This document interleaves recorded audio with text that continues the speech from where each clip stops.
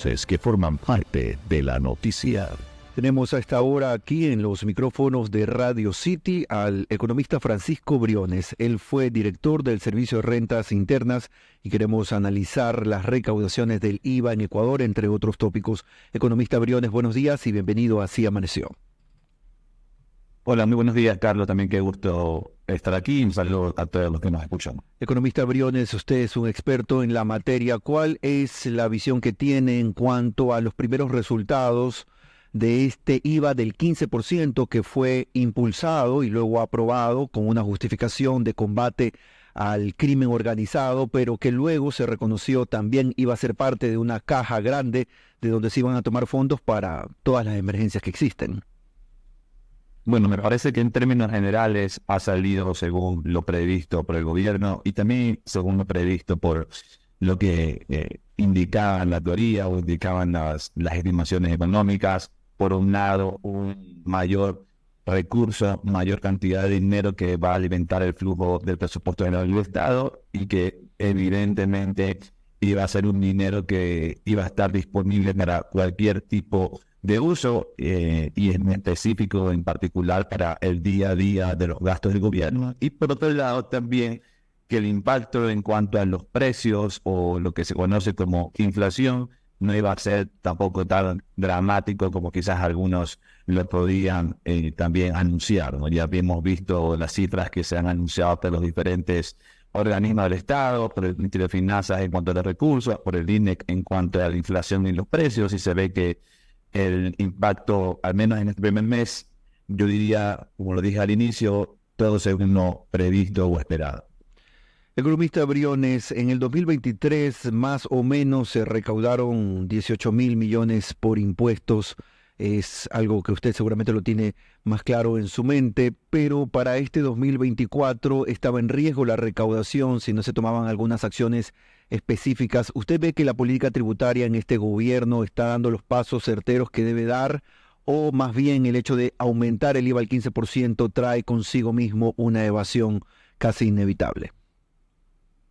Bueno, mira, por un lado hay que mencionar que la economía ecuatoriana se ha venido desacelerando ya por algunos meses. En el año 2023 se empezó ya a observar cómo cada vez las ventas venían creciendo menos y cada vez más desacelerado, todavía no pasando a niveles de contracción, pero cada vez menos. Y eso definitivamente impacta en la recaudación, sobre todo por el lado del IVA. Y también al final del año, si es que hay menos ventas, muy probablemente también hay menos utilidades y por lo tanto también hay menos impuesto a la renta. Entonces, sí, que las previsiones más o menos eran que para este año haya un crecimiento mínimo de la recaudación si es que no se tomaba ninguna medida adicional y prácticamente las medidas adicionales eran ir por más impuestos, ¿no?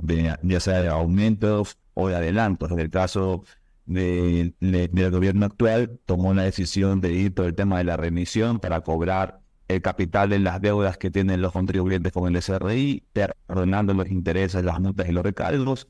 Pero también por el camino del IVA, subirlo del 12 al 15%, y también por adelantar el impuesto a la renta, cobrarles por adelantado mensualmente el impuesto a la renta a los grandes contribuyentes. De medidas, lo que le genera al gobierno es una adicional para poder solventar el gasto público. Es decir, el gobierno ha hecho la tarea.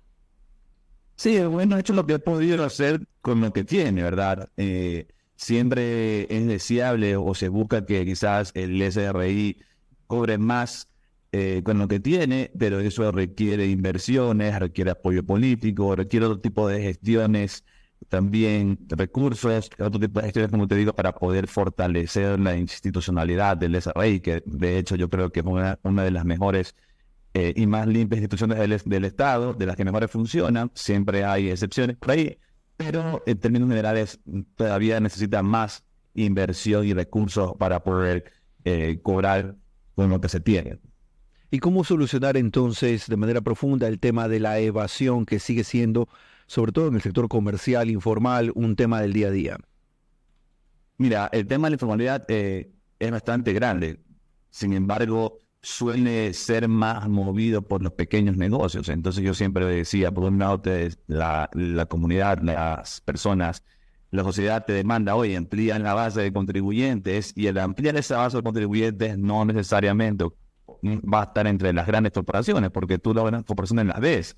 Y ya quisieras que vengan más grandes corporaciones al Ecuador para poder tener más contribuyentes de ese tamaño, pero donde tienes mayor margen o capacidad de ampliar los contribuyentes, el número de contribuyentes, es en los pequeños y medianos negocios. Y entonces ahí cuando vas y atacas ese sector, y van con los fedatarios, y van y clausuras, y van y pides factura, y van y pides diferentes tipos de demostraciones de que lo que estás vendiendo y haciendo está cumpliendo con la ley. Entonces te comienzan a decir que el SRI se enfoca en ir a esos pequeños negocios y no cobrar a los grandes contribuyentes, ¿no? Entonces, todos esos prejuicios y todas esas ideas malas que le hacen mal al país siempre aparecen cuando uno busca luchar contra estas cosas. Ahora, eso por el lado de ampliar la base de contribuyentes e ir tras ese fenómeno que tú me decías de la informalidad, el contrabando, entre otras cosas. Pero también hay todos estos artificios y malas prácticas que tienen, y falta de veracidad que tienen algunos contribuyentes, que es más relacionado también a la evasión, y que el SRI allí, sí te digo, está haciendo un trabajo. Todavía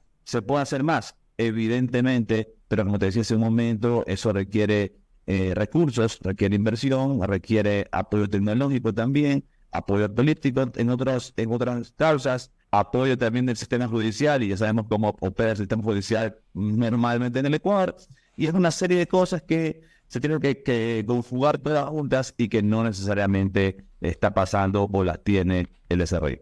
La gente dice, y el comentario común es que regularmente se fija mucho una entidad como el SRI en las pequeñas cosas y poco se ataca a los grandes contribuyentes que están haciendo mal las cosas, que como usted bien ha señalado, de vez en cuando tienen o muy conscientemente hacen del camino izquierdo su día a día. Pero en la realidad el problema está en el pequeño contribuyente o en ese gran contribuyente. Mira, dos cosas básicas, dos cosas de la vida real. Lo primero, en el SRI existe una Dirección Nacional de Grandes Contribuyentes que nosotros la fortalecimos, la creamos hace un par de años, y que atiende exclusivamente a 500 contribuyentes, que son los grandes contribuyentes. Es decir, en el Ecuador hay aproximadamente 2.5 millones de contribuyentes, y hay una Dirección Nacional enfocada solamente para 500, que son los grandes contribuyentes. Es decir, vigilándolos, yendo en el día a día, las auditorías, solventando dudas, reuniéndose, buscándolos, entre otras cosas. Estos grandes contribuyentes representan el 51% de la recaudación, es decir, más de la mitad. 2.5 millones de contribuyentes te generan casi lo mismo que 500 millones de contribuyentes, para que te des cuenta de la magnitud. 500 nada más. Lo que quiere decir con eso es que los grandes contribuyentes pagan sus impuestos y hay todo un equipo de SRI dedicado absolutamente y específicamente para ellos. Eso es número uno. Número dos, también hay que decir que lo que hizo el presidente Lasso, por ejemplo, cuando aumentó el impuesto de la renta, y que se aumentó, si tú ves estadísticamente hablando, y solamente ven los números como cosas frías y no te metes a pensar nada más, incrementó el impuesto e hizo pagar más impuestos a la clase media.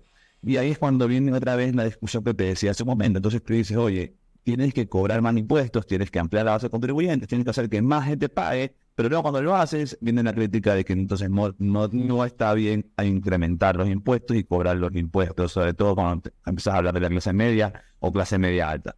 Entonces ahí hay dos hechos, dos situaciones reales que luego van en contra van a favor de lo que hay que hacer, y luego van en contra de lo que políticamente la gente cree o digamos, o lo que es el ideario o el imaginario social de la comunidad, de las personas en general.